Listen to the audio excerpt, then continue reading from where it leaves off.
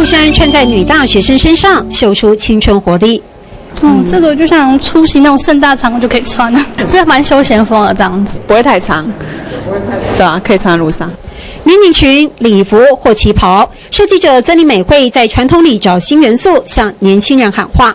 我们想说，这个客家服装应该要从年轻的人先去了解、先去认同，然后你才能够把它发挥更好。服饰、小配件、日常用品，曾丽美会把客家花布带进生活里，还突破传统的概念。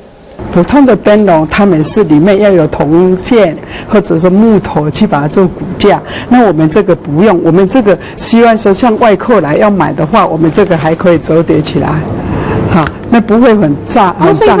对，收起来就这样很方便哈，可以把它做收。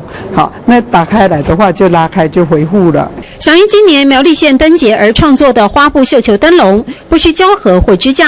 特殊技法让观光客爱不释手。美国回来的，还有那个新加坡回来的，他们都带了很多回去，然后觉得这个很好。然后我们还可以收起来，还可以洗啊，脏还可以洗。不是用浆糊糊的，我们是用手工烘的。所以这个就真的是可以环保，对不对？对。因为有心，在小细节里找到了客家花布的新活路。好，所以我们看到这样的花布灯笼，以前没想过可以做这种结合。良好的应该去给想出来哈，新的一个作品哈，突破传统的，不是我的木腔样的。所以老师说，爱去给它做出来，就我自己想出来的，让它变成跟大家都不一样，对不对？很行哦，真聪明。